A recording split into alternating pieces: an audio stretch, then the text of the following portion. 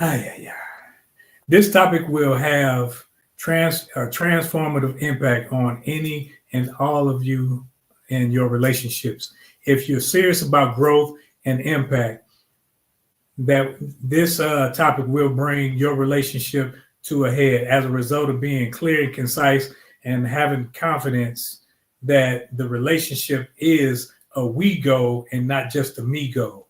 This is not a conversation that's a one-sided affair. It is from the male's perspective, but as we have in the chat, we have a lot of female input in the chat. So feel free to add your input, to ask your questions, and to help us dive in this topic to where when we go forward, we are clear and concise in what's being said, what's going on, so that all participants can know that, hey, we're all in this together, and you add much needed value. And when we continue to talk about this thing and continue to see growth in it, we realize that you need us, we need you, and that a conversation doesn't happen with just one person being alone. So let's get going. Now, when it came to this whole topic and conversation, it didn't throw me, but it put me in a position to where I looked back on last week and the previous week, and I looked at them as building blocks because they all add to the same point of being in relationship one with another and being able to communicate. Because I think sometimes what we do is we feel like either I don't add value or we don't value one another's opinion, or what I'm saying may not come across in a proper perspective, or I'm afraid that I may offend somebody. That's where these conversations, when they're brought up, it's not to offend, it's not to demean, it's not to minimize what you think, but what it is to bring out a thought of how we see it, because we are experts of our own opinion. We always put that out. So it doesn't mean that I'm right. It doesn't mean that you're wrong. But what it means is that on this topic, we may have varying opinions. And that's why we're here to have these discussions so that we can talk about it, so that we can, at the end of the day, what it all boils down to is us having a relationship one with another where we feel heard and we feel that we can get our points across, as well as listen and grow from what you have to say also. Now, just leading right into it, going into our first question. In your experience, how is confidence shown within the structure of a relationship?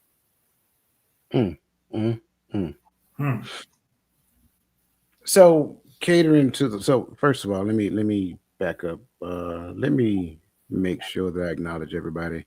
Again, welcome everybody, regardless of where you're joining us from, whether you're on YouTube, whether you're on Facebook, whether you're on Instagram. Again, as always, it is a pleasure to share in conversation with you. And as always, make sure that you add your perspective and your own questions in the chat as well, so that we can make sure that this is a holistic conversation. Um, in this question here, in your experience, how is confidence shown within the structure of relationship? Um, from my experience, what I have seen is confidence is shown based upon another person's interpretation of their receptivity. So, what does that really mean? I think people within the scope of relationship feel confidence based upon how the other person responds. And a lot of times that happens because they don't necessarily have a complete understanding of what the parameters of their responsibility looks like in relationship.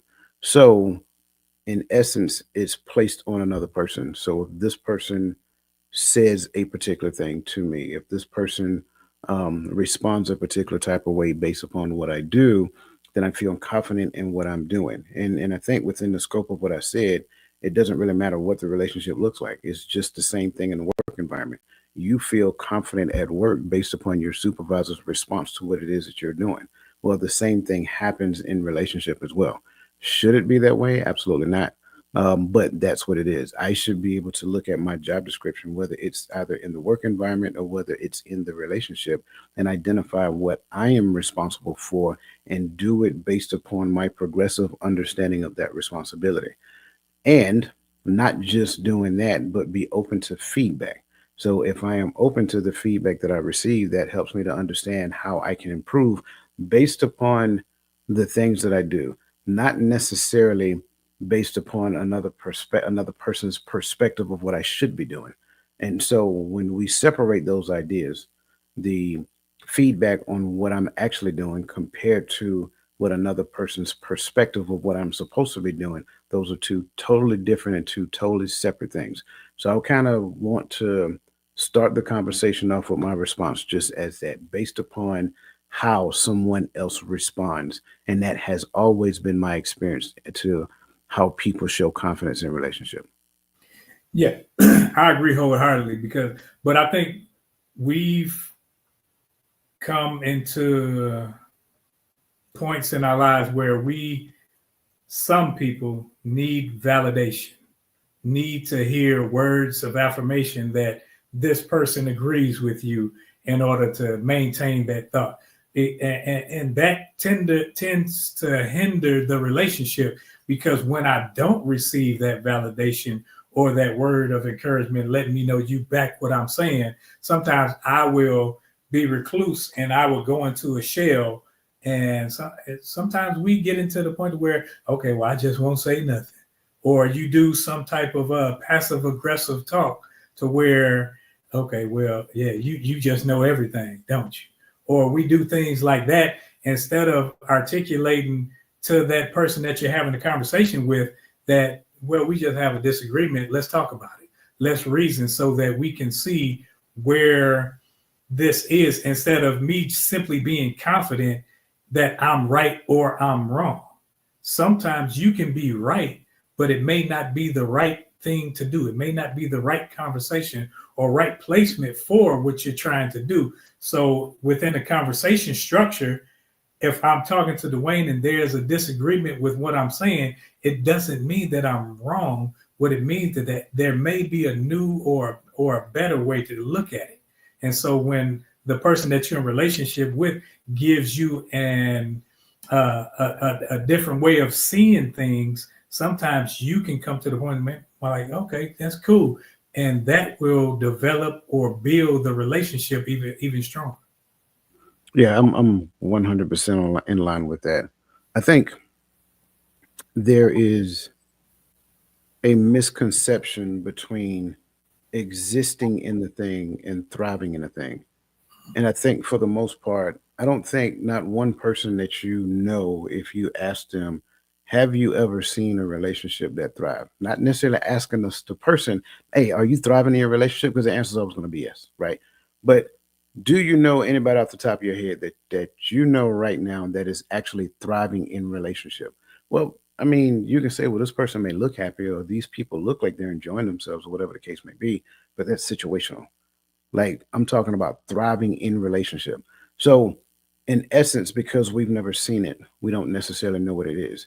And because we don't know what it is and we've never seen it, we see like micro glimpses of what happens in other people's relationship. Sometimes we can conflate that little moment in time with what reality looks like. And then we want that little moment in time to be a forever thing when that's unrealistic. So what does it mean to thrive in the space of relationship? I think a lot of times we get in relationship and then we just say, okay, I'm happy to be in relationship. Let me be who I am. Right. But you have to understand that for each person in the space of relationship, and again, this is any type of relationship that we're talking about. I don't care who you are and I don't care what type of relationship it is. If the relationship is going to thrive, each person has to sacrifice themselves for the sake of that relationship. So until they get that, until they understand what that looks like, it's always going to be the back and forth, the bantering, this is what that looks like. Let's do this because I see my friends do this and they look like they were having fun, so I want to do that thing. So when you mention the different perspectives, I think you're spot on, because at the end of the day, my understanding of relationship is based upon what I understand about relationship and my perspective of that understanding. Therefore, I want to live that out. But then on the other hand, so is that other person. So is Roland. So is Uncle Junior, so is Gaddy. So now what you're going to get is differing perspectives of every person's perspective of relationship, but that may not necessarily be the 100% truth. So what we'll do is we will fight for our perspective of relationship and tell everybody else that they're wrong. And that's just as arrogant as the person who says that, hey, based upon my understanding, and especially if they don't point it back to something, based upon my understanding of relationship, you're supposed to do this and I'm supposed to do that. Well, what does the definition of relationship, like when you look at where you get your understanding of relationship say from, what does that say? And go back to that and use that as the guide to move forward. So when we look at these different perspectives, we look at the difference just simply between having a relationship, owning the title that relationship mandates per se, and then thriving in relationship. Those are three aspects of maturation that I think most people fail to get to.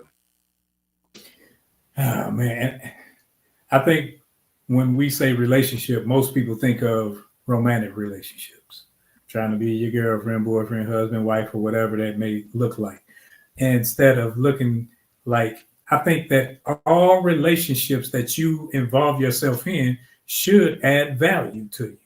And sometimes we look at these, if they don't add value in a romantic level, on a romantic level, we discard them. We say they're useless to us instead of looking to what they bring to the table for us, uh, because we're in relationship together. Now, one thing about us, we had a relationship before we had this relationship. We had a working relationship where we knew one another. We had we played sports together. We did things like that. But it wasn't until uh, after that where I said, man, we have a lot of commonalities when it comes to the Most High, that our relationship started to grow, because it was a superficial relationship before, because I didn't know you, you didn't really know me. I just knew what you like to do in the past times at times. So when it comes to those type of relationships, I can't have the confidence that coach is my friend, as we like to say, because a lot of people say that's my friend. But then when the rubber meets the road, I don't know that person. So can I necessarily call them my friend when I don't even know if they got my back? Whereas now that we have developed this relationship, we have had talks, and I do see where you're trying to go. You see where I'm trying to go. And we've sat down and had those type of conversations. Now we're building on that. So I can have a confidence to say, man, I know that if I need them, coach is there. It's not just a situational thing where we play sports together. I know you'll be there on Saturday when we out there at the park playing. No, it's one of those where if I sincerely needed him in a situation, I can call upon him. But the same token, if I need him to tell me where I'm wrong, I expect that because of the relationship, because we have the same guidelines. So when it's right and wrong, coach is going to tell me right. That's what a friend is, not somebody who always stands with me and right. And that's where that confidence lies. The confidence doesn't lie in me. It doesn't lie in coach. It lies in who we serve. So if I say, hey, coach, I'm going out here and I'm doing something that doesn't line up with who we serve, and coach goes along with that, I say, yeah, that's a cool dude. Might be a cool dude, but not necessarily a friend. Absolutely, absolutely. I think to the voice of reason's question, I think you was kind of right on what she was asking. Um, she asked, "Are you saying that nostalgia hinders the growth in relationship?" Absolutely. We'll stay stuck in either what we imagine relationships supposed to be in our mind, or we'll stay stuck in like what we used to know about one another. And then we'll bring that into the future or in the present time about what our expectation is in relationship. But then the issue becomes the expectation, right? We expect to rekindle the flame that we had back in yesteryear.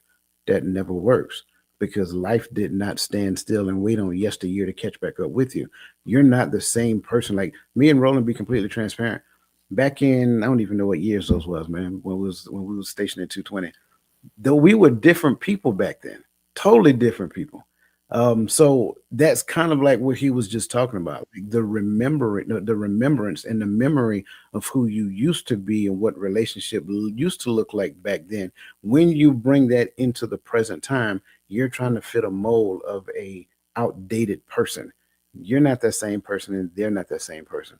Ron, I kind of want to give a perspective of something you said because you made mention of the value of the relationship. A relationship is like a bank, right? You don't go to the bank to do a withdrawal before you make a deposit. In fact, I think some of us go to the bank like immediately, like we'll make one deposit and then we'll go to the bank and try to make a withdrawal that exceed the deposit that we make, to where the right posture for a relationship is just keep depositing in the bank. Just keep depositing. Stop looking for the withdrawal. Just keep depositing. Continue to deposit. And then one day bank gonna be like, hey, we got this for you. Hey, we got this for you. Hey, we got this for you. That's the difference between relationship and bank. Bank ain't gonna give you no free feedback. Bank ain't gonna give you no free money. Bank ain't gonna give you no free nothing. Relationship will. When you keep pouring into a relationship minus the expectation of the other person, then what you'll find is that not only does relationship mature, but relationship now starts to give back to you, and you're not even realizing that it's doing so. So I kind of want to actually say that. It's like reciprocity is a no. And I think that along the lines of what you're saying now, there's a caveat to that, to where people in relationships will try to, with that nostalgia, will put their old relationships on you, whether it be romantic or otherwise. We will say, well, Willie did this. He used to open the doors for me. He used to treat me like this. Or Samantha, whomever it is, they used to do. And when you get into that frame of thinking, you'll always wind up miserable, because what you're doing is you're trying to hold someone else to a standard that's not theirs, that's not yours, that's not this relationship. This relationship standard is not even ours. So as we move forward, we're continuing to grow. So I don't expect to see this Dwayne 5 years from now, because if he's still the same, that means he's stagnant. And if I'm allowing him to be stagnant, if he's allowing me to be stagnant, that means the relationship didn't grow, and the relationship wasn't part of our being. It was merely there, and it was a him and it was a I, where it should be a we. So when it comes to whether you're friends or whether you're romantically inclined, you always have to seek growth. And growth doesn't come simply because you're sitting there thinking, sitting there. No, it's all about. Our coach always talk about, you're a human uh, doing. You're not a human being. You're a human doing. Because when you're not actively doing something, doing everything to strengthen your relationship, you're dying, and the relationship is dying. That's why you have couples that will be together for 30 years and can come in the house. How you doing? What you all right? What you want to eat? There's nothing to say. There's no type of it's like you should get excited. Like when I get to talk to my brothers, when I get to talk to my sisters, there's an excitement because there's an expectation of growth during this conversation. There's an expectation that, man, I'm going to glean something from them, to where while I'm listening to what they're saying, even though they may never know, they're encouraging me to go on, encouraging me to strengthen my relationship. Yeah, absolutely. And I add this one more piece, um, because you said something I agree wholeheartedly with. Relationship is the foundation of growth for both people in relationship. So if we actually do it right, relationship can teach each person along the way. The concern is that a lot of times we go into a relationship feeling or being entitled, and when we do that, we don't necessarily believe that relationship can teach us anything. We actually go into a relationship thinking that we are the subject matter expert of my position. But that's not 100% true. No person is the subject matter expert of their own position. each person in that position is growing and learning each step of the way. So we got to kind of like set all egos aside, put arrogance out the door, and put, entitlement, throw it out in the backyard and cut it. Because at the end of the day, there's no place for that in relationship. Very unpopular responses, I know, but it does not mean just because it's unpopular, it does not mean it's not good. Yeah, I'm loving it. I'm just let's roll to the second question. How do you ask clarifying questions within a conversation? Well, for me, for me, candidly, directly, straight, without hesitation. Um, I also want to say it's a difference between asking a candid question and being just straight rude. Mm-hmm. Uh, I want to put that out there as well. But I don't believe that assertiveness is rude. I think Mm-hmm. some people believe that assertiveness is rude because they've never met an assertive person in their life. Therefore, when a person say, "Hey, 1, 2, 3, 4, 5," or whatever that looks like, it's like, well, how dare you ask me that? Well, easily. I'm a human just like you. I'm an adult like you. I want to know the answer to this question.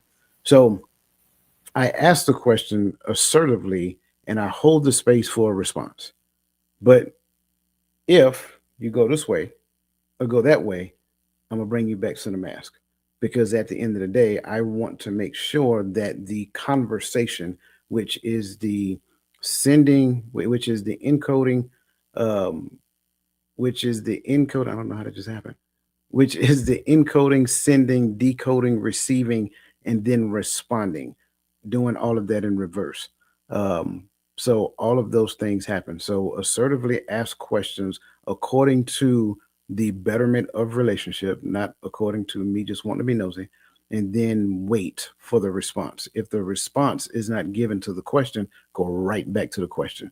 Because a lot of times what we do is deflect questions, assuming that we're having conversation, and really we're not. I'm with you because I think sometimes people think that being direct means that you're being rude or you trying to discourage the question or discourage a person. I think when you ask clarifying questions, you want to know what you answer. You don't want to answer something that you're not really answering and go on a tangent, and then they coming back to you saying something totally different. That's why I think some his divine appointment said repeat the information back in question form. Is this what you're saying? And because I'm a person where when I say something, I thought about it. So I don't like when people will say things like, well, what he meant was no, what I meant was exactly what I said. If you're offended by it, let me know. If you are weary in any way with what I said, you don't think that I meant it that way, ask clarifying questions so that I can help you. And I'm not being confrontational or anything like that. But what I'm being is direct. And I think some people take directness and they say, okay, I can't talk to him. No, we can talk about anything, but just like you have a question or you have a thought, I have to be able to be me. I can't pacify myself down or dumb myself down to the point to where you feel comfortable now that you feel like you're above me or anything like that. I think that when you're asking clarifying questions, it's to get to the root of the matter. It's not to demean or belittle anybody, but it's to say, hey, let me make sure that I'm asking that you're asking what I think you're asking.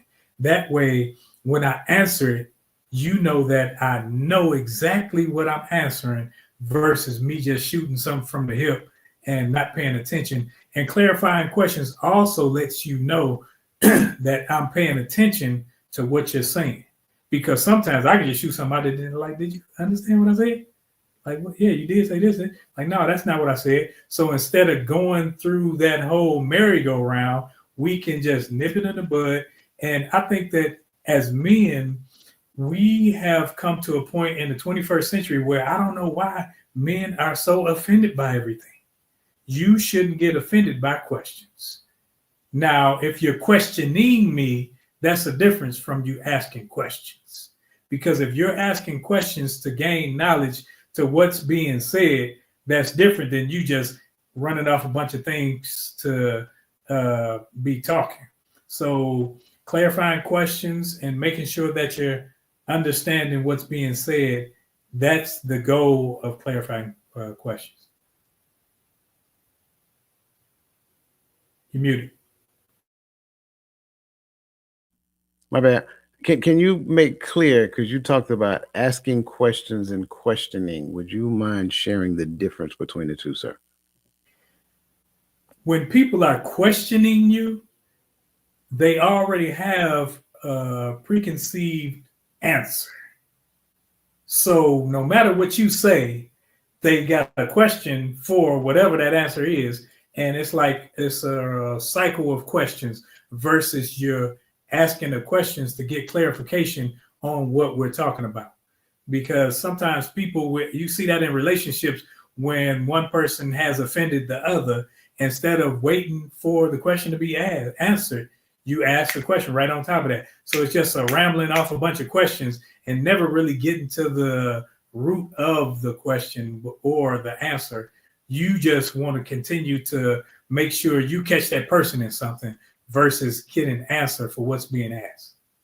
Yeah, I'm with you there. I think that happens a lot, and here's the unfortunate part: asking clarifying questions doesn't limit itself to just conversations.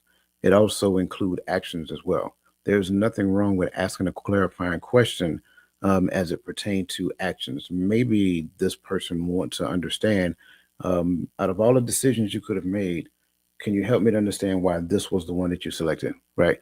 Because that kind of gets me into the thought processes of you and so forth and so on. And if we can get after that particular conversation, maybe you'll learn something in the midst of that conversation, both parties. So I like the fact that you highlighted the difference between asking questions and questioning, because somebody said asking I'm not asking questions, but questioning is basically putting somebody on trial. Absolutely. Absolutely. When you are questioning, when you have a posture of questioning, you don't put that person on the witness stand. You are the lawyer, the judge, and the jury. And so at the end of the day, it does not matter what that person says. If it doesn't line up with what you're thinking they should say in that particular moment, because you already have a notion of why, whatever that looks like, then you're just going to keep bombarding that person with questions. There was a question about this. Can asking too many questions can cause irritation during conversation? It depends. If the I will, I'll tell you what. Let me let you address that first, and then I'll come back and address it because I want to hear how you answer this. Can asking too many, where you go? Hold on, there we go. Can asking too many questions cause irritation during the conversation? I think when it comes to asking too many questions during the conversation, if the questions aren't answered and you still have questions, because sometimes I see this with parents a lot, because most parents just want to shut their kids up and say, do as I say, shut up and do it. Don't worry about why. And what you do is you teach your kids not to be cognitive, not to be thinkers, because you want them to just do it. But they're like, why am I doing it? If they never understand why, they will always wonder why. So I don't think there can be too many. That's where it's a thin line between questioning and questions. Or if a person sometimes, and just to be honest, sometimes a person could be running from the answer. So that's twofold. But if you're trying to clarify, if you're trying to get to the root of the matter, I think there can never be too many questions if you're trying to gain an understanding. I get where you went with that. But I'm gonna give a different perspective. Let's just say I'm in here doing some work, banging away at it, right? And the question comes, what do you want for dinner? It doesn't matter, whatever you ask, whatever you make. Did I answer the question? Yeah, you get what you get. Right. So is there another question to come behind that? Shouldn't be to me. But That's we mean. But no, I'm just throwing it out there. You know that ain't gonna fly with somebody else. again, I just throwing it out there. If you ask me the question and I give you the answer, whatever you make, I'm good with it. Then that's the answer. But if you come back around here, 5 minutes later, you want chicken, whatever you make. Well, I was thinking I'm gonna make some macaroni to go along with it as well, bruh. Whatever you make, like to me, that's too many questions. That's I already gave you my answer. There is no other answer because at the end of the day, what I'm telling you is that I trust what you make. You know what I'm saying? I like everything you make, and at the end of the day, I'm not that picky anyway. So there's no need to ask multiple questions after that. That can be irritating. I'm gonna be honest with you. See, and I understand that, and welcome in. We appreciate you for showing up. Coming in always ready. Got the fire engine red on because we know you coming in hot. But along with what you just said, Coach, hey, you got the fire engine red on. What you just said, I think that allows you to realize that you're in a conversation with somebody that their maturity level may not be to where yours is. Because you and I, if you ask me which one you want and you say either one, it doesn't matter which one you want. But some people, it's like, okay, why he don't want this one? And it's like now that person's level of maturity when it comes to conversation doesn't tell them that, okay, either one is good. And it doesn't really matter. So now they're thinking inadequacy.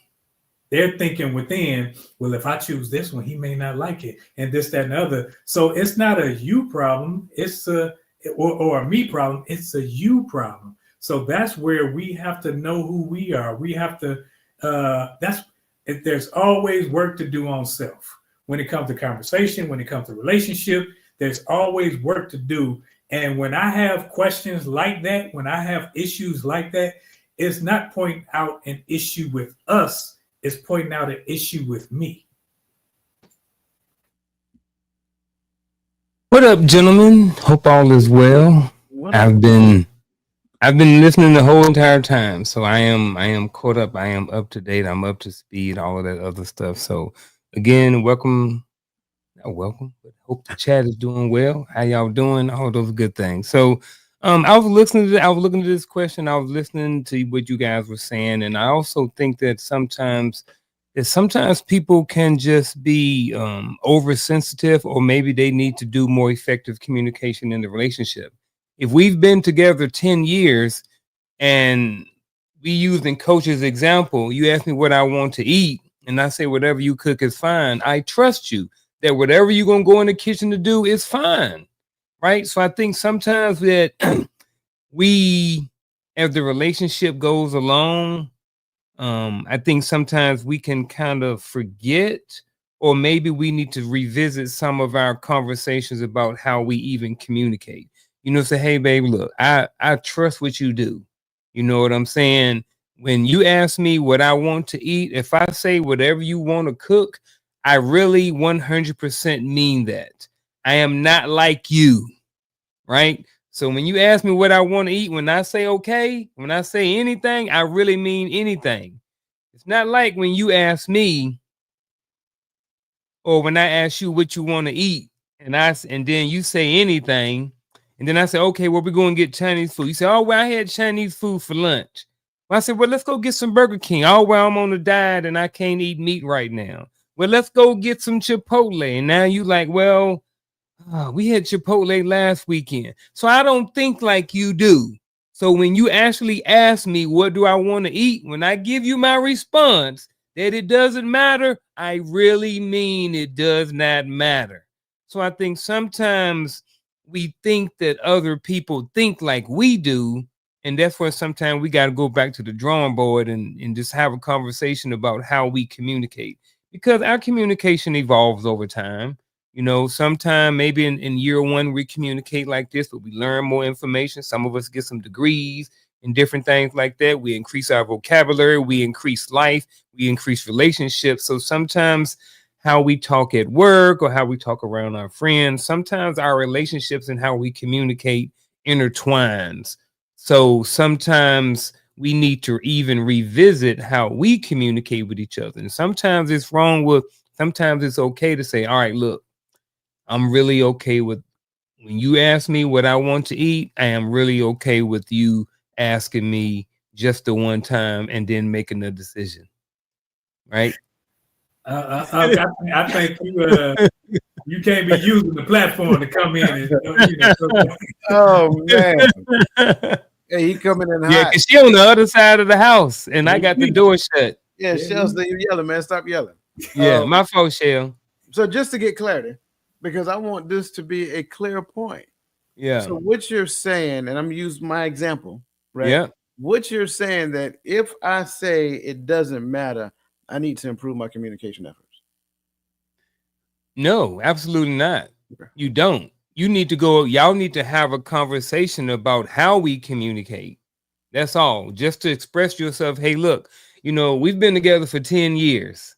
Like, I really mean that it's okay. So maybe ask, look, why are you like, what more do you want? Right? If you want clarification, ask if you want clarification or if you want specifics, then ask me the specifics.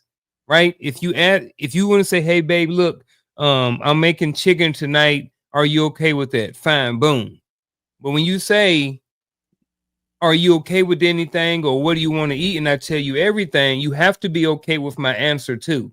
So it's like I'm saying, just maybe revisit that conversation and let them know, hey, look, this is how I am. This is how I'm going to respond.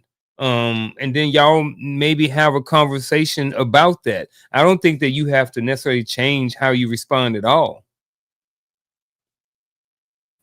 And I think I think you shouldn't change how you respond, because then it becomes a catering to, as with kids, bad behavior.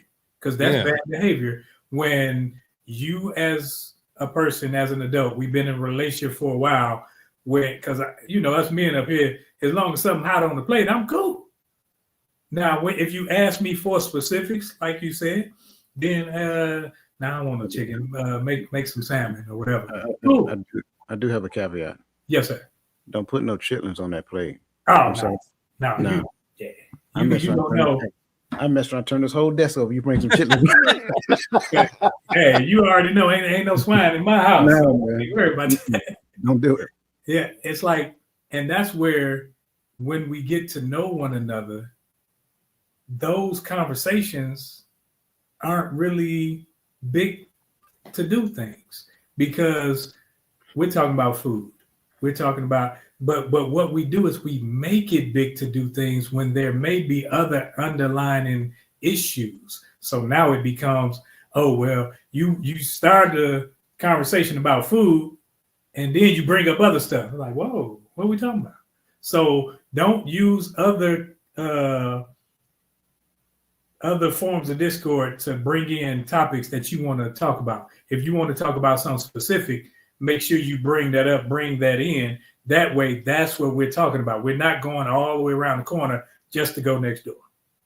And to that point, if the conversation started about my ugly black book, I'm stressing this. Please hear me and hear me well. If the conversation started with the ugly black book, then the ugly black book is the topic of the conversation. But if you don't get the response that you wanted about the ugly black book, don't start talking about this knife, and then don't start talking about my cup and all this. Don't do that. Don't do that, and don't allow that to be done to you. Right? Keep the main thing the main thing. If this is the conversation, let's reach some clarity in this particular conversation. When you use this to springboard to this, that is a clear and obvious sign that there is a concern, but there isn't a concern. So you're going to create a concern to be had because you want a particular response. When you fall into that category, you will forever be subject to that. I kind of want to answer this too. I know I didn't get a chance to, but I came in talking smack. But I think that one of the things you can do with this right here is just to how do you ask clarifying questions within a conversation? You need to be specific about exactly what needs clarifying, right? So a lot of times people will talk around it. So you say something like, "Hey, what did you mean when you said this?"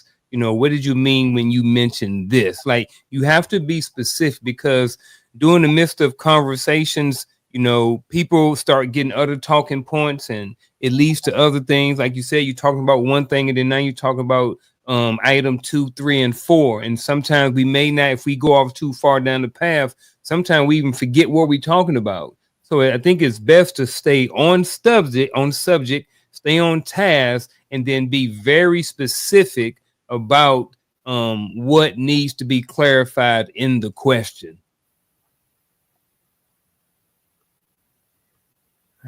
Asking people to elaborate or go deeper, those things are key too. And our dear sister, she just asked the question: is recalibrating your communication considered causing someone to change or gaining harmony in communication? I think it could be both. I think it has to do with the intent behind it. Like, if me and Shell had a conversation, my intent is not necessarily to change her or to change me. Now, during the midst of that, it may require one or both of us to change or adjust how we communicate.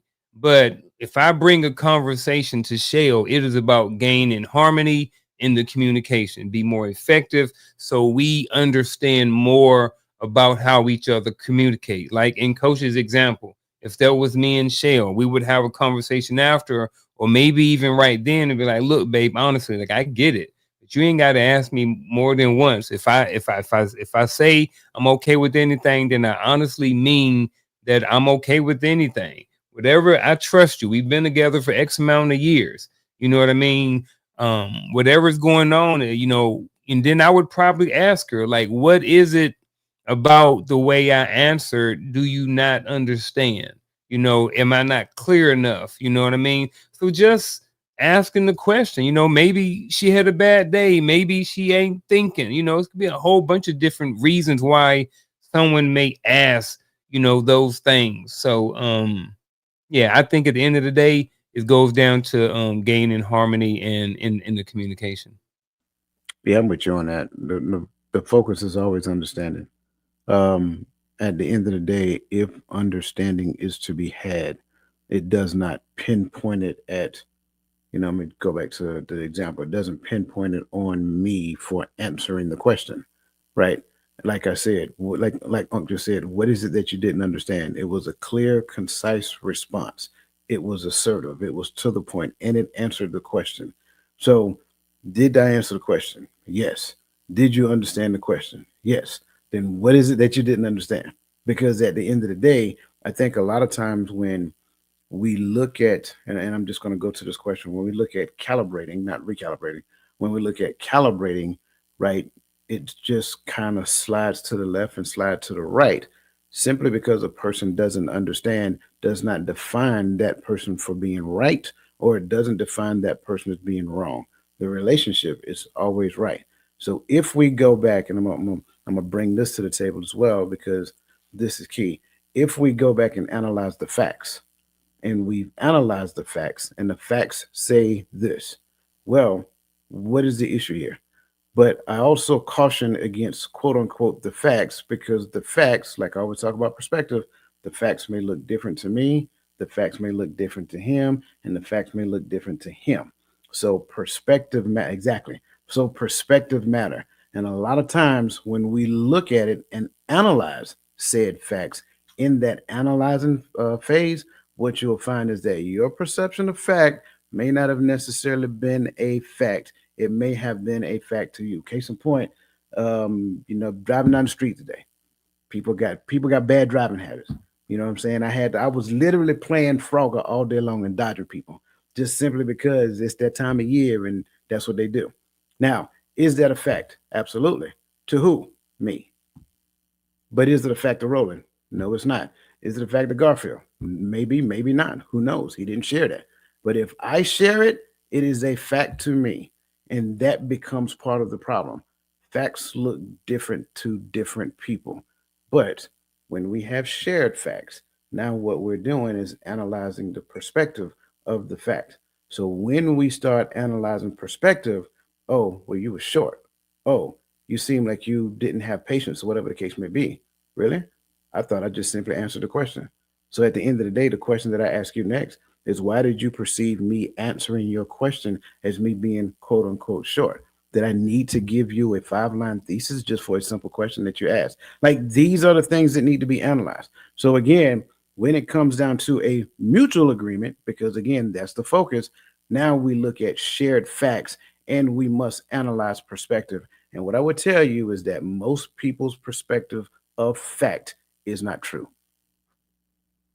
Yeah, I like that because when it comes to calibrating, when we talk about communication, that means I've analyzed something that I've done. I'm not trying to calibrate you. I'm calibrating me, how I send and receive communication. So whereas Unc been married a few years, he, all of us on this panel, I'm sure you've heard this when you came home. You ain't talking to one of your soldiers because you came home in sergeant form and you start barking orders. And it's like, hold up, you ain't talking to one of your soldiers. So now you got to think, oh, that's right. I got to make sure that I'm not dealing with them the same way I deal with the soldiers, because it's mission based over here a different way than the mission based over here. So when it comes to, or maybe I need to look at how I used to deal with my soldiers. Yeah, that's true, because sometimes we could have been butts. I say it like that. That's a nice way. Yeah. But and we thought we had to, but we thought that because of how we saw other people and so forth and so on, not realizing that, hey, I could get the same results being myself, talking like how I normally talk, treating them like people. And that at the end of the day, we have to realize that when I'm talking to, whether it be Miss Verlene, whether it be Unc, whether it be Coach, when I'm speaking to them, I'm speaking to another person.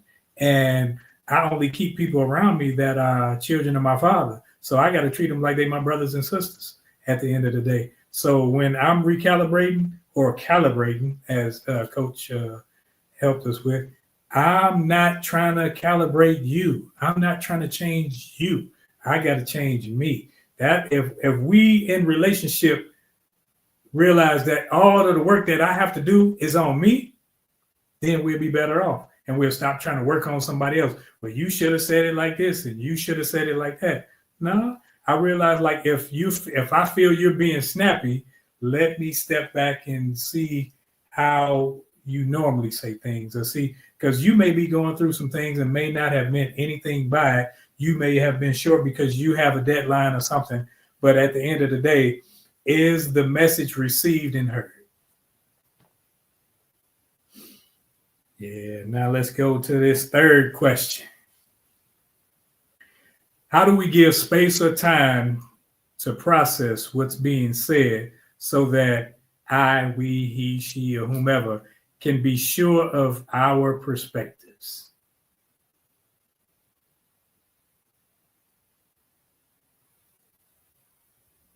And I don't know. This is one that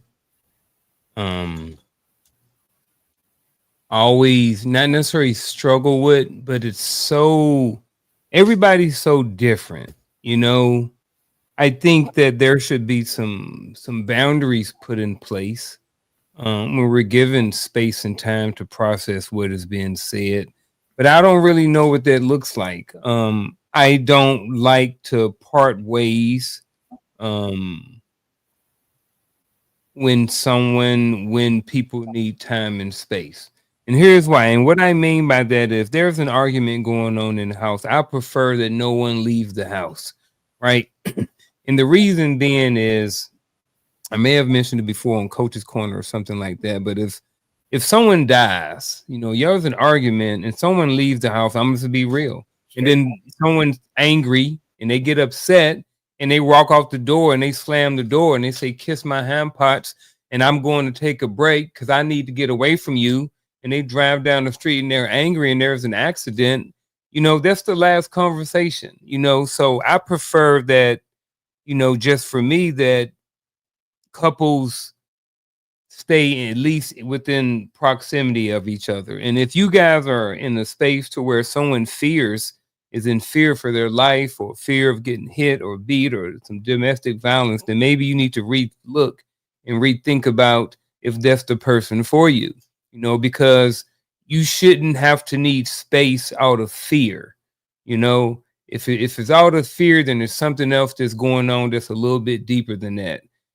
So when it comes to giving the space and time, I do believe that it's okay, and that we do need, and that sometimes we do need time and space to process what's been said, regardless. But I don't really know what that time frame is. I think that maybe one thing that could be done is that those couples have a conversation sometime during the relationship about what that looks like for their relationship. You know what I'm saying? If him and her decide that, hey, look, this is how we're going to do it.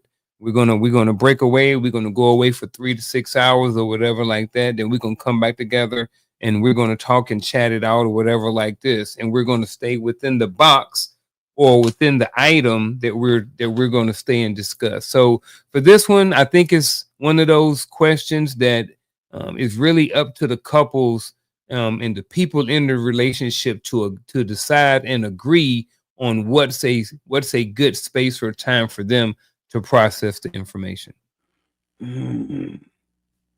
I do like what you said. I have a different perspective, though. I think we're more alike than we are different. A lot of times we talk about those differences, and I think we talk about those differences to make excuses for the things that we choose to do different. Everybody literally processes information the exact same way. I don't have no special technique for gathering information that's different than what Garfield has and what Roland has. We all gather information via our 5 senses. I think a lot of times when we get this right here, and I'm gonna be honest with you, this question is a little, it's kind of just a little bit, right? And I explain what I'm saying. But I think a lot of time we get that, give me time to process. I don't think processing is actually happening. I think rebuttal is actually happening. So it's not that you didn't hear what I said. It's not that you didn't understood what was actually said. You just can't find the right words to say in response that makes you feel empowered in the midst of saying what you want to say in response. So I only believe the time and space thing matters when it gets heated. And I think Sister Shell said it, right? There needs to be boundaries. That I agree with 100%. If the conversation gets heated, now take time. Now take space. Come back after doing so. Make sure it's an agreed upon time. We set those conditions long before getting into a heated conversation. So when it comes down to how do we give time and space to process, you don't need to, because you process literally information like that. It has literally been taught to you early on in life, and it was developed through such and such and such. And here's the other side. If you need time and space to process what I'm saying, there might be a deeper level of trauma that we need to talk about, because that may be the reason why you're struggling with processing information in time and space, because you're reliving that past unharmonized trauma and you're bringing it into this space in which we're trying to have adult conversation. Oh man, I love what y'all just hit on all those points, because I think that when we're talking, I think most times we think that we're talking to mature people, but at times we're talking to immature people, one mature and one immature person, so that the dialogue doesn't always have an ebb and flow to where it's easy. Sometimes I need to think about a question because I don't want to answer it the wrong way. So if that's the case, I'll say, let me get back to you on that, because I want to think about this before I just throw out something. Because I can throw out, I can hip pocket, I can shoot something out there, and it may not be the proper thing. And then I got to come back and do damage control because I didn't necessarily think about it. But if it's something thought-provoking conversations may take time. And I may not be able to just throw something out there. So if it's something that is thought provoking, and I may need some time, I'm not talking about, oh, give me 2 weeks. I'm saying let me go ahead and think about this thing, because you threw something out there that got me thinking, and I want to respect you with an answer that's proper enough to respect your question, not just shoot something out there. Or maybe I ask a clarifying question to get a better understanding of what you're saying. That's true. See, I think that's the definition of maturity. Creating space does not give me more things to think about. It just allows me to think about the things that I have been thinking about longer. Now, can I force myself in a thinking cycle because I was getting a little heated during said conversation? But again, me getting a little heated during said conversation says a lot about me, not necessarily about you.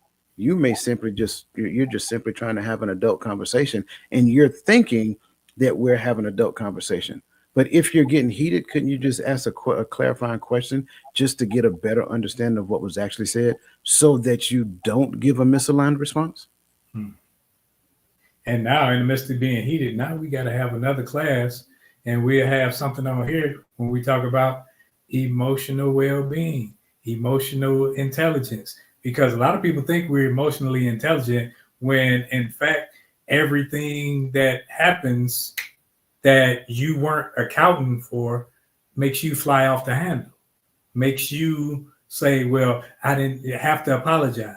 If you're always having to apologize for the way you act, that means you haven't done the work. And I think a lot of people don't want to acknowledge where they are within the scheme of things in relationship and communication. Man, I think I may have found a question that's going to require some space and time. And I think I got one, so I definitely want to hear what you guys have to say about it. But I think with this question, I think we looked at when we have arguments. And I get that, but because that's pretty much what I went to too. But it's like, what if there's a question that needs more perspective? I remember I had a first sergeant one time, and he said, he told me, if you ask me a question on the spot, I'm going to give you an answer on the spot, and you may not like my response because you're looking for an answer right now. So you're going to get my right now answer, maybe without as much thought that went into that answer, because you're looking for an answer right now. So I say that to what if someone says, hey, look, babe, we've been doing good, and the finances is good, and I think everything is good, and I think maybe we want to, to take our relationship to the next level. I think maybe we should just start going to see a therapist, maybe doing some couples therapy, right? That question is proposed, and I can say right off the bat, okay, yeah, baby, let's go. I could be like, no, but maybe this is a question that maybe takes a little bit more time to and space to think and process about, or maybe we have a conversation then. Or what if someone says, hey, look, babe, let's go out of town for 30 days this summer? You know what I mean? So I know we went to arguments and stuff, but I want to go to questions like that, that sometimes come up in relationships too, to whereas we may need a little bit of time to think about, our perspective on a certain topic, or a certain issue that may be brought to us. But, I want to know what you guys' thoughts are on that. My thought is, why? We can talk about it right now. Like, I get that question, and I get that question, and I'm with you. Yeah. But I think a lot of times, like, okay, I'm gonna use this as an example, and please, nobody, no shade. This is not shade and intended for anybody or to disrespect anybody and their habits. But it's like, you about to sell me this coldest cup. So this cup is awesome. You're really gonna enjoy this cup. It keeps your colds cold and your hots hot. Yeah. Really? I need one of those cups. Really? Well, listen, this cup is only $150. Let me pray about it. It's a decision. That is all it is. Forget the cup. It's a decision to be made. I don't need to pray about a decision that's right before me. You see what I'm saying? I don't need to take time to have a conversation that I can have with you right now. So, like, if you come to me and say, "Hey, we need to take a trip to Cancun," well, why do you think we need to take a trip to Cancun? We can ask, we can have this conversation. Don't just come to me off of a spur of the moment because you've seen some pictures on Facebook and you got excited because you was living in those pictures. Yeah. Grow up, stop making space, stop creating space just because you have the ability as an adult to create space. Relationship requires you to make a decision. So you two sit down like an adults on the spot and have conversation that leads to a joint decision that facilitates relationship, not how you feel because you've seen pictures on Facebook. That's my perspective. Because again, I think we just do certain things just because we have the ability to do it. Oh, let me take time to think about it. Okay. Just out of curiosity, right? And I'm telling you another side of it, just out of curiosity. When you walk away from me right now, what new information are you going to gain about this particular cup that's going to facilitate a better decision than you can make right here in the midst of said particular cup? Real talk. If it's a sale, what you're going to do is walk away from it and talk yourself out of it. That's all it is. And I'm using that as an example because the exact same thing happens in the midst of conversation. You're going to walk away from the potential, the possibility of adult conversation and happening here and now. Nobody's trying to rush you into an answer. What we're trying to do is develop what the best answer looks like for both of us according to the relationship right now. But if I want to buy me a boat, I'm because it works both ways.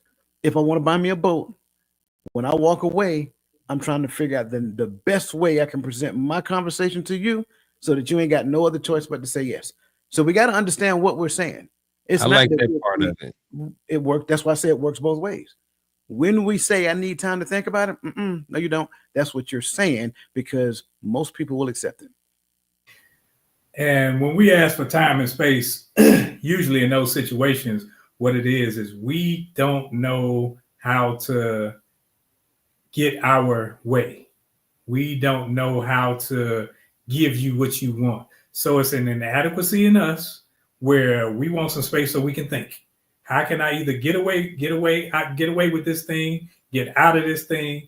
Because when you change the conversation, what you did was you placed, now the conversation became about what you want for us.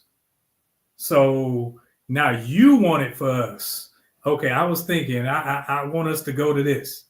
So now you want me to agree. That's what you want. So if I don't want to do it, I need some time and space so I can figure this thing out so I get out of this or whatever. So instead of having an adult conversation where we both communicate and talk, give our different vantage points or whatever, instead of doing that, what we do is run away, ask for time, ask for space so that we can figure out how to come back as combatants, not as adults who know how to communicate. And again, to your point, and that's why I brought this one up. And to your point, it's not always combatives, but again, how can I arm myself with the most effective tools in this conversation so that in the midst of the conversation that we're going to have, I can lay it all out on the table and you ain't got no choice but to agree with what I want. Mm-hmm. Yeah, this question here: how do you recognize a person's willingness to have tough conversations? And I'm gonna start with body language. Like, and I know that doesn't say everything, and sometimes people can fake it, but like Coach said before, give time. I think that during the midst of a conversation, a person's body language will often tell you how willing a person is to have a tough conversation. Their eye contact, whether or not they're actively listening, what else they're doing, really paying attention to how someone's body language is. I think that's one of the biggest keys in recognizing a person's willingness to have a conversation. I don't know how many times And I think nowadays it's more prevalent than in the past because we have these cell phones. And even in general conversations, people will have conversations and they will be, I can still hear you. I'm still paying attention, but then you having trying to have a tough conversation and someone is not willing to put their phone down, or they're not willing to sometimes make eye contact, depend on your culture and how you was raised. But things like that, I'm really right now, my main thing is body language, looking at someone's body language. And if they're giving off those vibes like they ain't trying to talk, then they probably not really trying to talk. So my answer to this is body language. Y'all ready for my answer? Yeah. It's almost like I'm thinking back in the old song. Y'all ready for this? Yeah. And I'm joking. Exactly. How do I recognize a person's willingness to have tough conversation? By them having tough conversation. It can't be no simpler than that. But the last part of that statement is progressively. By them having tough conversation progressively. Don't just have tough conversation and reach a point to where, oh, I need to take a break, or oh, whatever the case may be, and whatever the case, so forth. A year later, we're having tough conversation again, and you hit that same point. Oh, I need to take a break. No. Your willingness to have tough conversation is your ability to have tough conversation progressively. So over time, you get better with having tough conversation. But I think we a lot of time look to give ourselves credit for having what we call tough conversation, but we'll get to a certain point where it get tough for us, and then we'll bow out and say, well, we'll come back. Oh, we start acting like the kid that we used to be again, and start, going back and forth. Well, you did this. Well, you did that. Well, you did this. What about this? What about that? What about this? What about that? So I think all of that happens. How do you recognize a person's willingness to have tough conversation? It happens by that person having tough conversation progressively. So I can't identify it initially. I can't, like, you can give me all the body. That might be practice body language that you're showing me. So it takes time for me to ascertain whether or not this person is willing to have tough conversation. So that's why I keep saying the space of relationship is in essence the growth ground for both parties. I should be able to look at you and say, you're different, you're growing, you're having difficult conversations to where you didn't do so at one particular point in time. You are entertaining different perspectives, even though that perspective wasn't your perspective, to where back here, you weren't doing that. So that's what it looks like. And if we can do that, then the conversation, when it gets heated, will actually happen, and we can come to an understanding in the midst of difficult conversation. Hold up. Go ahead. I don't know. I don't know if I got a little confused by that. So what you're saying is, if I heard you correctly, and I'm giving an example, me and Shell are having a conversation. My body language is all over the place. I really don't want to be having this conversation, but I'm having it, and it's a tough conversation. So the body language is out of there. So you're telling me that you can recognize my willingness by being in the conversation, even though I really don't want to be in the conversation. I'm rolling my eyes.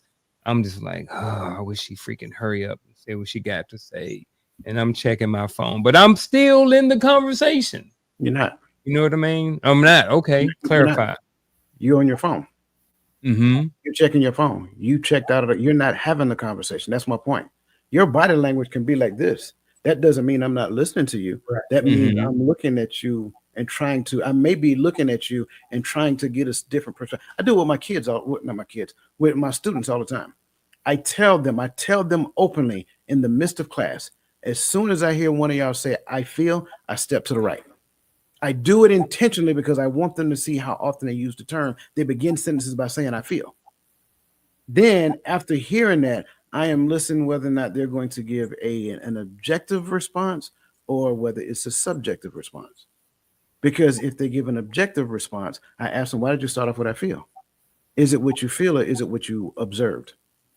Then it's not about feel. If you're going to give a subjective response based upon the facts, as somebody said previously, right? Well, sure, I get how you feel, but that's your perspective of what you observe, not necessarily a fact. So just because I'm standing like this does not mean, and I know this is what people talk about, this means I'm closed off. No, it doesn't. It could mean that I'm actually analyzing what you're saying in real time while you're saying it, because you have a different perspective than what I have. And I'm not sure I'm agreeing with it, but I'm still open to it.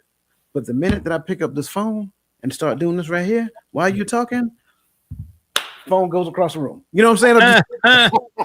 I'm joking. But seriously, you have literally checked out. That's not having the conversation. When I say have the conversation, sure, you may not like what you're hearing. You may not even want to be there. Here's the best part about any of that. Who cares what you want? It ain't about you in the first place. It's about the relationship. Yes. So just because I don't want to be there, that's fine. Stay in it anyway. Listen to what is actually saying. Respond like an adult to the statement that is actually said, because when things work good, we all say we know how to have effective communication, right? Mm-hmm. So if you have effective communication, you still should be able to communicate effectively, even if you don't want to be there. Clock that T. So what you saying is, I learned that from the kids at school, in the high school. Clock it. Clock it. I ain't got time to explain. I don't even know if I could explain it, but the kids at the high school, I work at the high school now, so I be learning the little young slang. Look, we got some heart, so I guess the women that they understand, they get that too. So so what you're saying, Coach, if I heard you correctly, based off what my answer was, your response, and then my question, and then your response, you're saying that body language is not a definite indicator of someone's willingness to have a tough conversation. Absolutely. I can get that. Based off of what you said, I get that. Like, I totally get that. You know, because I've had conversations. I was willing to have the conversation, but I didn't feel like being there. I didn't want to be there. You know what I mean? But I was still willing to have the conversation because I understood that the conversation is going to get us past this point, you know. So I'm always willing to have the conversation, but I get it now. I get it. It's a lot of conditioning. I'm sorry, Ro, just real quick. It's a lot of conditioning that's out there, and they would tell us a thing, they would teach us a thing, and you would take that thing with you because you believe that now that makes me smart at this thing. And so they're saying when a person does this, they're closed up. They're not listening to anything they're saying. If they got their hands on their hip, they have a very offensive posture. You know what I'm saying? No, that's not true. That's not 100% true, right? That might be what they want you to look at as an indicator of what might be. And I think that's all it can ever be. It is an indicator of what might be. But then just as though it's an indicator of what might be, everything else could be as well. So it's not to make a decision based upon my posture. It's not to make a decision based upon me not necessarily responding with full sentences. It might just be that I'm trying to get a clear understanding of what you're saying. Man. I think people put too much stake in the body language thing, because if sometimes I hold my hands together so that I don't react. And I want you to know that I'm paying attention. And then when I was in the military, you know, they want you to look a certain way and not, you can't roll your eyes. If I'm listening to what you're saying and I have a reaction, it's a reaction. That's plain and simple. We all have reactions. And I can't take that humanism from you. I can't take that part from you. I got to allow you to react how you react. Now, like you said, if you're on the phone, if you flipping the channels, you ain't paying me no attention. We don't need this conversation. But if it's a tough conversation and I'm attentive, I don't care what my body looks like. I'm folded up or whatever. If I'm attentive, I may not like it. We've tasted steaks on Thursday, on whatever that surf and turf day, that were tough. You wanted the steak, and then when you got it, it was tough to chew. So you sitting up there chewing. Your body language said this is a tough steak, but you were glad you got that steak instead of some corned beef hash or something like that. So when it comes to body language and when it comes to all that, I think we have to grow to the point that we realize that this thing is not about how I look doing it. Am I doing it? And now what you can come to the realization of is you can trust that I'm listening, that I'm paying attention. I don't have to look a certain way. I'm here.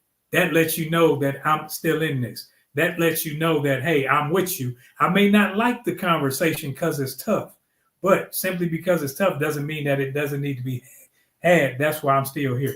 And I think we need to grow to a point where we get off all the little nuances of, oh, well, she crossed her legs or sat back and rolled her eyes. Like, she rolled her eyes because she said something stupid. She rolled her eyes or he rolled, whatever. Go ahead. One more thing. Just Don't get so wrapped up in my body language. Be more conscious of your posture, because maybe it was your posture that provoked this body language. That's something else to consider as well. And I'm not passing blame, but I'm just saying, at the end of the day, if we have said relationship and it is said loving relationship, if you front me like you're a male, then I'm going to have I'm going to have a male response. You see what I'm saying? So a lot of times, instead of saying, well, you, a lot of times it might behoove you to look in the mirror first and say, did I still present and I'm just going to go back and forth. Did I present the feminine energy that I've always presented when we were in a loving space? Did I present the masculine energy that I always present when we were in a loving space? But don't get mad at me because you see my body posture, my posture when you come in there questioning, like we talked about previously. And I said, where's all these questions coming from right now? Because right now I feel like you're trying to put me on trial and trying to find out something that doesn't exist. If the answer I gave you is the answer, then let that be good enough. If it's not good enough, sit with that for a second. Then come back and let's talk about it. But I don't have another answer for you. Right. You can't put me in the defensive posture and then wonder why I'm defending myself. So we're going to roll right on to the next question. What are some behaviors to identify when a person is mentally checked out? Coach said, being on your phone. But I'm gonna broaden that, and I'm gonna say, which really what it is in a sense it's ignoring or a lack of engagement, for another term, a lack of engagement, and sometimes I think, see, I don't know. So I guess, I want to, I guess I've been, so focused on that, the body language thing from the last question that it seems like this answer wants to go back to, when someone's body language, it kind of wants to go to body language again, just based off of everything. But I think it's not necessarily body language. It could be body language, but I think it's the lack of engagement, when people are like giving, vague answers like whatever, or I guess, or, you're asking clarifying questions and they're being very short. I think those are some of the things that we can identify, or some of the behaviors that we can see that maybe identifies when a person is mentally checked out. I guess like for me, the big one would be just like a lack of engagement. But then I'm going back to, is my lack of engagement because maybe I'm thinking, maybe I'm processing what you said. Maybe I'm going over and mulling over what you said in your head, and I'm trying to come up with a response to something that you said. So I think with a consistent, throughout the time, throughout the consistency and the amount, we're talking about something for a half hour, and you've been short and vague and not really paying attention for the last 25 minutes of it, 20 minutes of it. Maybe you've checked out. I don't know. So I thought I would have a whole bunch of this, but for some reason, now that I have a mind adjustment when it comes to the body language piece, this is kind of throwing a monkey wrench in my response right now. And then, so I'm definitely interested in hearing what you guys have to say. But for right now, and I'm gonna stick a pin in it, what are some ways to identify when a person is mentally checked out? And that is a lack, when they're showing a lack of engagement. Can I throw another monkey wrench? Yeah, throw another one in there. I think I got a pocket full of wrenches today. Um, I will start off by saying, because I mean, there's like with this question, there's so many different angles you can go through, right? Um, I think the obvious one is when conversation ceases. That's for starters. When conversation ceases, that is evidence of being checked out. When the person spends more time talking about them, what's going on with them, my me, right? My this and me that they're not interested in what you got going on. They may get the perspective or the perception of that, but a majority of their conversation is on themselves. That is evidence. Like I get it. I understand. It could be revealing prior conditioning, but prior conditioning will make you check out. It just gets you to pursue the title. You were never checked in. You were just checked in long enough to get the key to your hotel room. Then you checked out because I already got the key now, so I ain't got to stay. I can come back when I get ready to, right? When a person focuses, because again, relationship, right? The most important thing in a relationship. When a person having a conversation with somebody else focuses purely on themselves, they are not in the relationship. The relationship is they're not serving the relationship. I don't know if they ever did or ever was or whatever that looks like, but the relationship in their mind serves them. That's why they spend more time talking about them. When they stop, and I tell you, this is how I know it is for me. When your opinion no longer matters, when I don't ask you for your feedback on the thing, I don't care what you think about a thing. I hear what you're saying. Thank you for giving it to me, though. You know what I'm saying? All of the like it's a number of them, but I'm gonna just say those three because I don't want to back roll in the corner. You're like, man, come on, man, seriously. So those three again. When a person talks about themselves, when your opinion doesn't matter, and when the conversation stops conversating. When I say okay 50 times, I don't care what you got to say after the second one, because apparently what I'm saying really doesn't matter. You just want to be heard. So I'm gonna sit up there and okay you until you get tired of talking. And when you're ready to have an actual adult conversation where my opinion matters, what I have to say matters as well, I'm just gonna okay it because you're not listening to me. All you do is you have an argument for everything I say, or you it's like it's more of a battle now versus communication.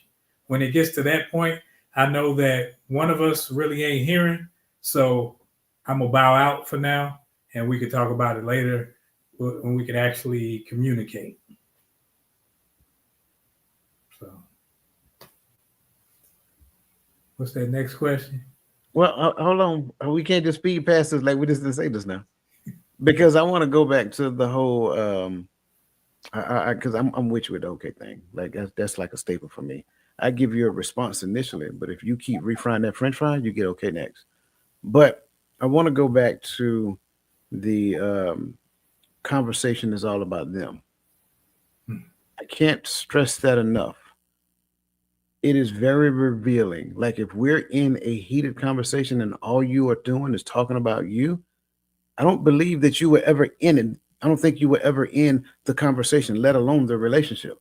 Because when people get heated, they really like it's just like what did they call the when you add alcohol, people tend to tell the truth. I believe the same thing happens when people get mad. When people get mad, they tell you the truth. Now you really get this. That's what the whole disc assessment is all about. Getting those three people to line up. But the core is who they really are. So when they get mad, the core is revealed. So when they, oh, I just said that because I was mad. No, you said that because that's who you are. That's what the truth is. So when that person gets mad and all they're doing is focusing on themselves, that's the truth. Believe that one. You know that I'm with you with the whole when you're mad or when you're drunk, the truth gonna come out because when a person is quick to throw out daggers when they're mad and then got to come, that's why I try not to say things that I gotta apologize for. Yeah, because if I mean it, I mean it. And I'm not saying things just to hurt people's feelings. I think that's where the maturity comes in. That's why how you are today is not how you are in 2 years. If you're in relationship, you grow. Even the communication grows. You used to come in and be hyper, this, that, and other. Now you can come in and actually have some dialogue and have something of substance to say versus you simply talking sports. Like, Coach, y'all know we can talk sports all day, but at the end of the day, we gonna talk something of value. We gonna talk something of building and upliftment, because I think relationships have to grow. And if we're still on simply Georgia, Michigan, that ain't no relationship growth. He went there. And I ain't no hats in here. But yeah. That's why I did it. No hats in here. But yeah. but how can we ensure that the sanctity of the relationship is always the focus? Simple. Grow up. I mean, I hate to just make it that simple, but that's what it is. Grow up. It was probably all about you when you was growing up, but you ain't in mom and daddy house no more. It's not all about you. It can't be all about you. Mm. Relationship mandates that it's not about you. So when we do that, then we recognize that we're in this boat with another person. And it's both of our responsibility to not just keep the boat afloat. That's what I call that's what I call existing in space. And too many people find comfort. They find comfort with existing in space. Your job is not to make the boat float. Your job is to make that boat sail. And everybody has a job in the boat. Do your job.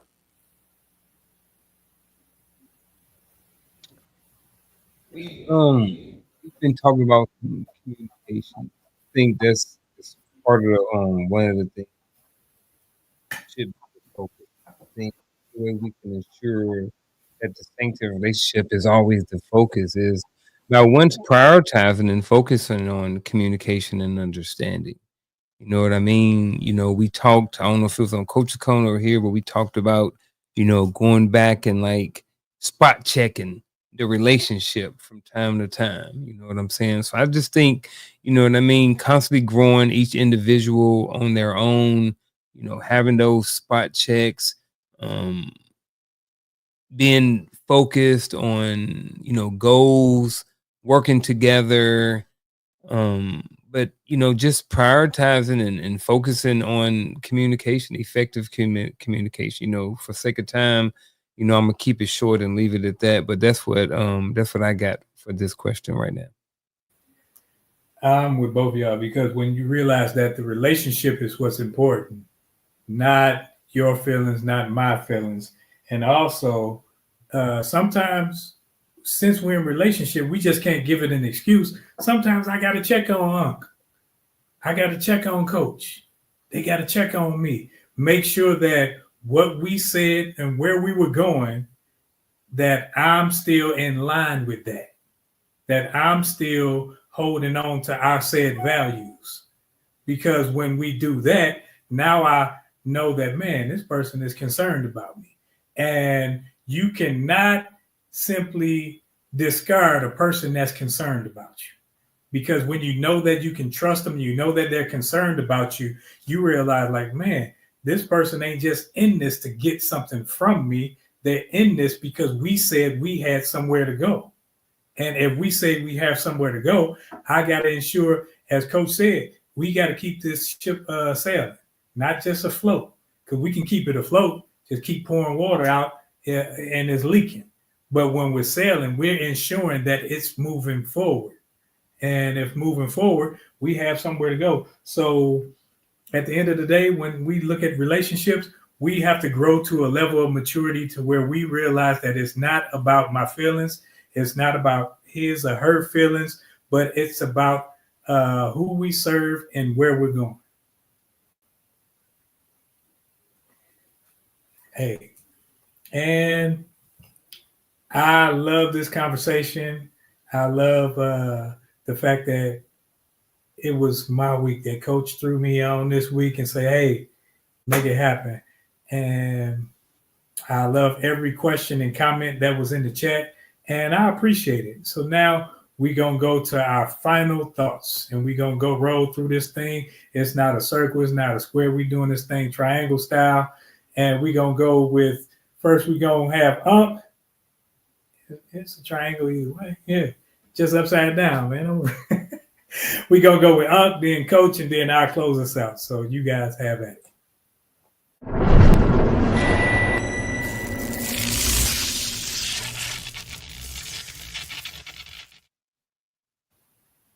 So tonight we were talking about how to navigate relationships with confidence and clarity. Relationships evolve over time, relationships change, relationships adjust. Depending on the relationship, the dynamics of the relationship are going to may look different. But I think for the most part, to sustain a relationship, those things that are required to sustain a relationship, regardless of what the relationship is, I think some of those things are pretty much the same thing. You know, as you navigate relationships, I think it's important to understand something that we hear almost every single weekend, every single Friday, and that is the relationship is the most important person in the relationship. So I think that in the relationship, if we have people in a relationship who are continuously and consistently working on themselves to create better mindsets or more productive or more efficient and effective mindsets, and both parties are doing them, I think the relationship will grow and evolve, and in the sense it should get better. You know, I don't understand how couples are together for 10 years and they get worse. You know, I mean, I do, because I was in one before, but I'm also in one now that it gets better. And now that I'm in one that gets better, you know, and I look at it, I'm like, how in the world, seems like the more time you spend with somebody, the more and the better their relationship should be. So how is it that relationships reach a peak and then they start to decline? You know, so relationships are not always easy. You know, I learned something tonight. You know, I learned one of the big things was that body language is not always an indicator of whether or not someone is willing to have a conversation. You know, so that's something that I've learned tonight that I'm going to take and then just try to learn more about body language and just more about the information that I've learned tonight. So to wrap up, my final thought is relationships are hard. Work on yourself, rewatch this video, and continue to watch and input information that you can use that can create a better relationship for you and yours.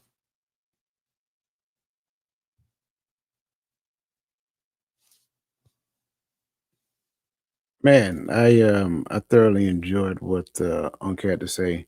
Um, I think as we look at this notion of navigating relationships with confidence and clarity, I think we need to go back and first refine our understanding of relationship. I think too many times we go into the space of relationship with a perspective, an idea, a notion of what relationship is supposed to look like. And therefore, everybody that's in relationship with you govern them according to your perspective of relationship. And that's not accurate. That's not how it's supposed to be. Um, and then we move forward, and it's kind of like what we talked about in the beginning. The confidence thing is based upon how they respond to my perspective of relationship. But what I've never considered was their perspective of relationship, their responses, how they receive information within the space of relationship, how they communicate, how they express themselves, so forth and so on. And then the clarity piece becomes one of the most important things to me, because clarity happens progressively as I release what I thought I knew so I can gain what I should be learning. And then progressively in the gaining and understanding of new information, new knowledge in the space of relationship, I myself grow.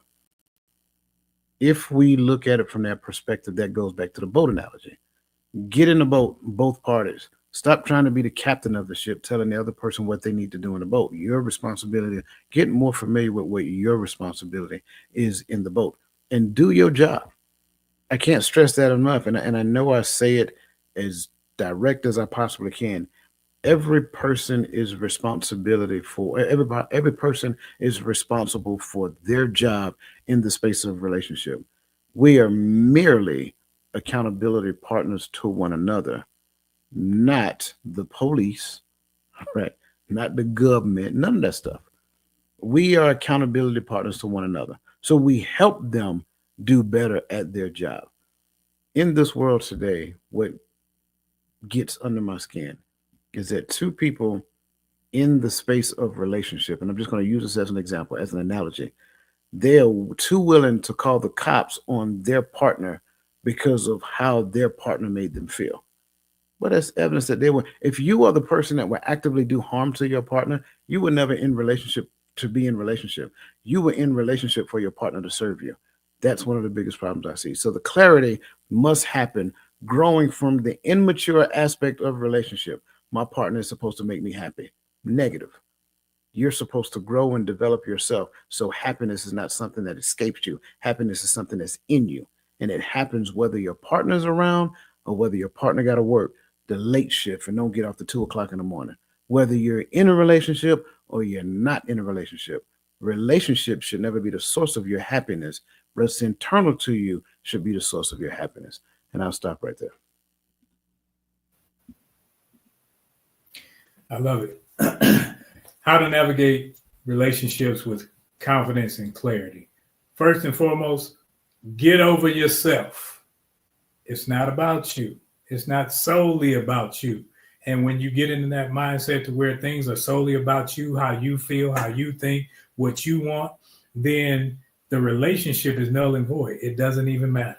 But if you are in a relationship and you're trying to strengthen that, realize that that's at least two that come together for the sanctity of the relationship. So that it means that when it comes to emotion, when it comes to body language, when it comes to all these things, sometimes I got to check myself.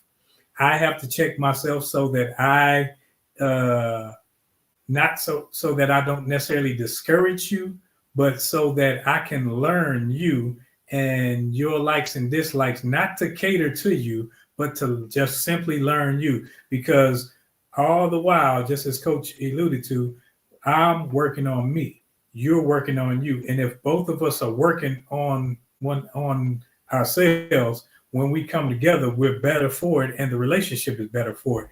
And where the confidence comes when you do a thing over and over and you work at it.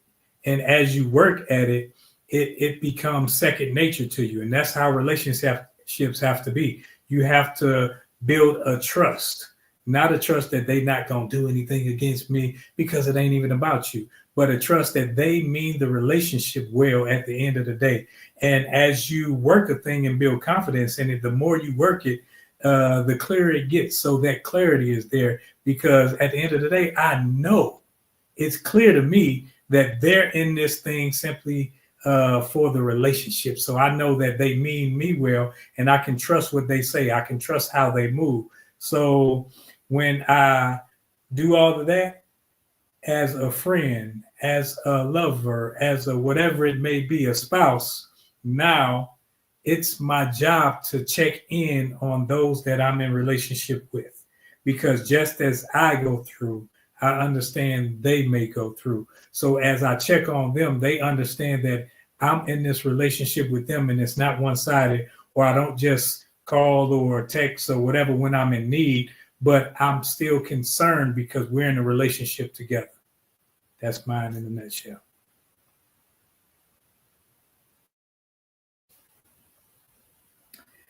We thank you for joining us on tonight.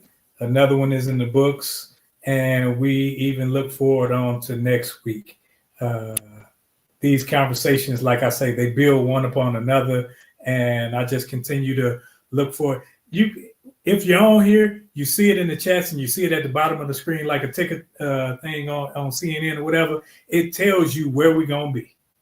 So sometimes we'll mess it up, but all you got to do is observe, and you'll see, like, man, they're going to be on, okay, Saturdays here, Sundays they'll be here, Tuesdays over in Coach's Corner, and then we're looking forward to Miss Dondella and Coach when they come with fire and brimstone. But at the end of the day, I'm just appreciative of these brothers and you brothers and sisters that are in the chat. We love you, we respect you, and we respect how you think and how you move. We're in relationship. So either continue to work on that so that we grow, or we're going to do something and make you grow because we're in relationship. It's like when your brother, or your uncle, or your cousin give you the noogies and stuff to make sure you say you submit. That's how we roll over here. We're making sure that over here we're trying to head in one direction so that the boat sails, not so it stays afloat.